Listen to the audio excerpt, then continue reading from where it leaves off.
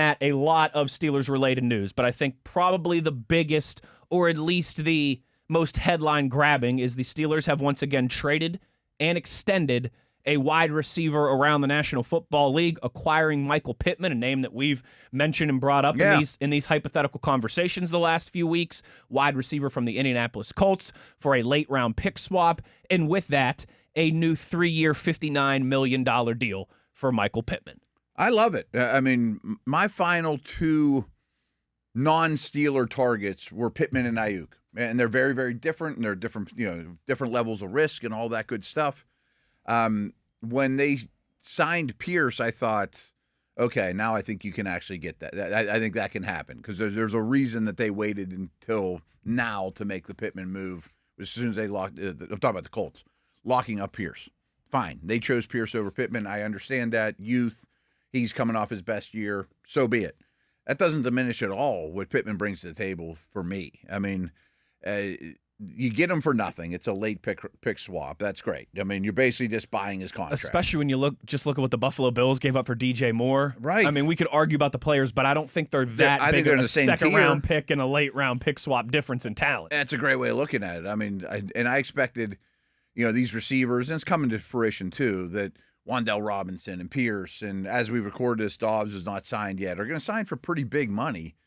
And I would rather just have Pittman on game day than Dobbs or Robinson for sure. He's super reliable, big, physical. I mean, you look at Metcalf, Freiermuth, Washington, and him.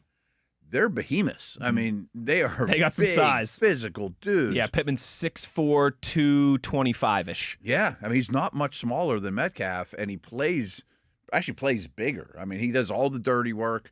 He'll block. He goes over the middle.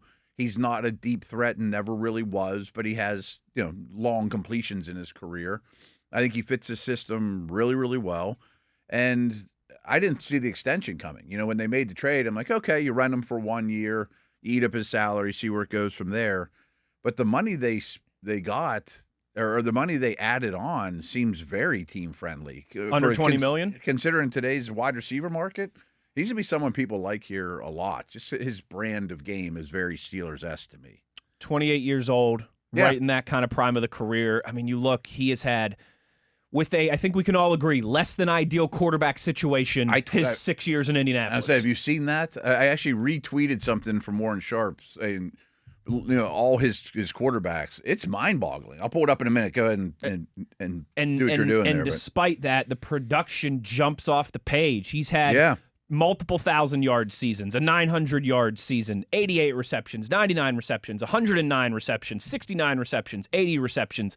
Matt, in his 6-year NFL career, he's missed 5 games due to injury, and that's it. That's it. I mean, he takes hits, and he's not just finesse bump out of bounds guy. He checks a lot of boxes for me. You were on this early. I mean, this is something you've been bringing up since before we went to the Combine. I don't think the Colts have enough money to pay everybody. Yeah. How does that end up working? And when everyone was kind of talking about Alec Pierce, you were like, I wouldn't mind Michael Pittman Jr. in trading for him, as opposed to trying to play the open market bidding war game for one of these wide receivers.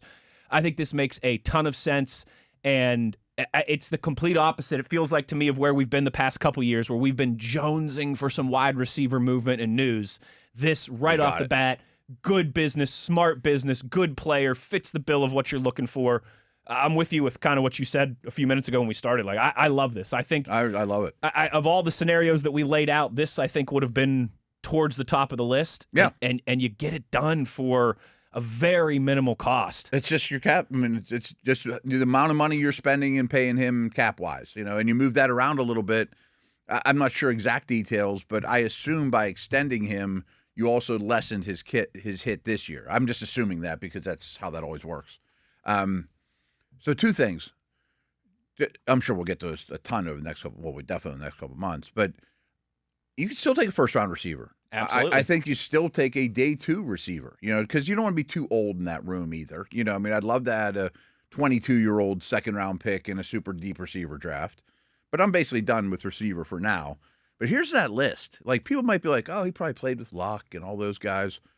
No, his rookie year, he played with a washed-up Carson Wentz and Jacob Eason. In 2022, he played with Sam Ehlinger, Nick Foles, and a totally washed-up Matt Ryan.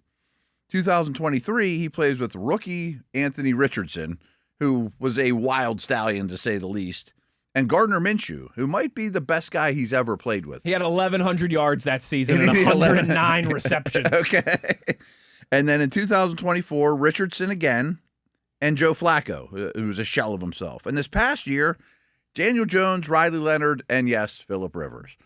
Those have been his quarterbacks. I mean, and that's not 2015 Matt Ryan, not 2012 Rivers, Flacco. Rivers. Yeah. Right. Now, I hope Rodgers isn't the next one that, he plays with guys over the hill. I don't think that's the case, though.